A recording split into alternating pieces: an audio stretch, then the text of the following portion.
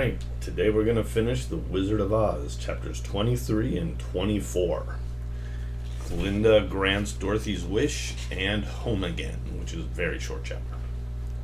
Before they went to see Glinda, however, they were taken to a room of the castle where Dorothy washed her face and combed her hair, and the lion shook the dust out of his mane, and the scarecrow patted himself into his best shape, and the woodman polished his tin and oiled his joints.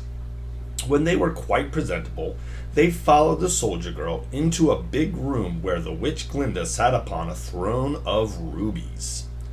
She was both beautiful and young to their eyes. Her hair was a rich red in color and fell in flowing ringlets over her shoulders. Her dress was pure white, but her eyes were blue, and they looked kindly upon the little girl. "What can I do for you, my child?" she asked. Dorothy told the witch all her story, how the cyclone had brought her to the land of Oz, how she had found her companions, and of the wonderful adventures they had met with. "My greatest wish," she added, "is to get back to Kansas, for Aunt Em will surely think something dreadful has happened to me, and that will make her put on mourning. And unless the crops are better this year than they were last, I am sure Uncle Henry can't afford it." Glinda leaned forward and kissed the sweet, upturned face of the loving little girl. "Bless your dear heart," she said. "I am sure I can tell you of a way to get back to Kansas." Then she added, "But if I do, you must give me the golden cap." "Willingly," exclaimed Dorothy. "Indeed, it is of no use to me now. And when you have it, you can command the winged monkeys 3 times.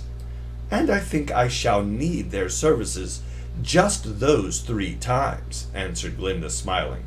Dorothy then gave her the golden cap, and the witch said to the scarecrow, "What will you do when Dorothy has left us?" "I will return to the Emerald City," he replied, "for Oz has made me its ruler, and the people like me. The only thing that worries me is how to cross the hill of the Hammerheads." "By means of the golden cap, I shall command the winged monkeys to carry you to the gates of the Emerald City," said Glinda, "for it would be a shame to deprive the people of so wonderful a ruler." "Am I really wonderful?" asked the scarecrow. "You are unusual," replied Glinda. Turning to the Tin Woodman, she asked, "What will become of you when Dorothy leaves this country?" He leaned on his axe and thought for a moment. Then he said, "The Winkies were very kind to me, and wanted me to rule over them after the Wicked Witch died. I am fond of the Winkies, and if I could get back to the country of the West, I should like nothing better than to rule over them forever." "My second command to the winged monkeys," said Glinda, "will be that they carry you safely to the land of the Winkies.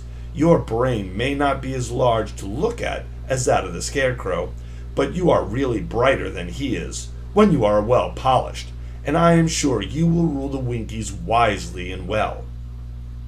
Then the witch looked at the big, shaggy lion and asked, "When Dorothy has returned to her own home, what will become of you?"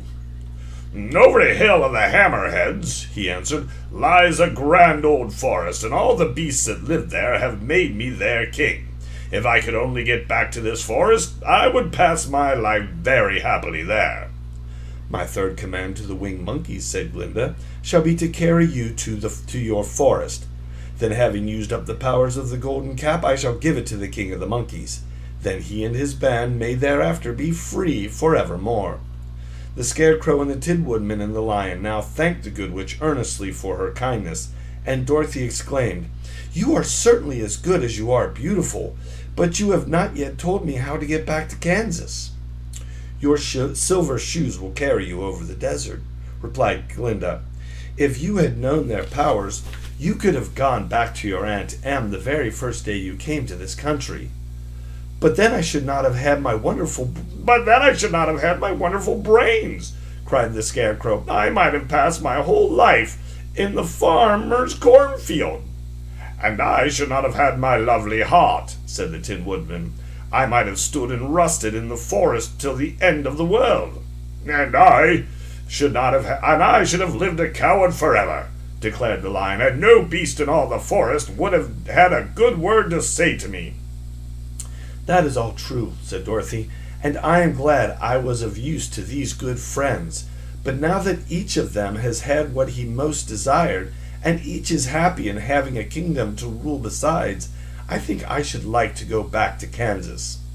"The silver shoes," said the good witch, "have wonderful powers, and one of the most curious things about them is that they can carry you to any place in the world in 3 steps, and each step will be made in the wink of an eye.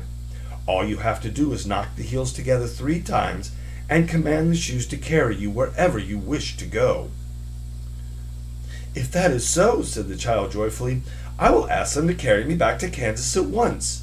She threw her arms around the lion's neck and kissed him, patting his big head tenderly. Then she kissed the Tin Woodman, who was weeping in a way most dangerous to his joints. Then she hugged the soft stuffed body of the Scarecrow in her arms instead of kissing his painted face, and found she was crying herself at the sorrowful parting from her loving comrades. Glinda the Good stepped down from her ruby throne to give the little girl a goodbye kiss, and Dorothy thanked her for the kindness she had shown to her friends and herself. Dorothy now took Toto up solemnly in her arms, and having said one last goodbye, she clapped the heels of her shoes together 3 times, saying, "Take me home to Aunt Em." Instantly she was whirling through the air so swiftly that all she could see or feel was the wind whistling past her ears. The silver shoes took but 3 steps, and then she stopped so suddenly that she rolled over upon the grass several times before she knew where she was. At length, however, she sat up and looked about her. "Good gracious!" she cried, for she was sitting on the broad Kansas prairie, and just before her was the new farmhouse Uncle Henry built after the cyclone had carried away the old one. Uncle Henry was milking the cows in the barnyard, and Toto had jumped out of her arms and was running towards the barn, barking joyously. Dorothy stood up and found she was in her stocking feet, for the silver shoes had fallen off in her flight through the air and were lost forever in the desert. Chapter 24, Home Again. Aunt Em had just come out of the house to water the cabbage when she looked up and saw Dorothy running towards her. "My darling child!" she cried, folding the little girl in her arms and covering her face with kisses. "Where in the world did you come from?" "From the land of Oz," said Dorothy gravely. "And here is Toto too, and oh, Aunt Em, I am so glad to be home again." The Wizard of Oz by L. Frank Baum. I hope you enjoyed it. I enjoyed reading it to you.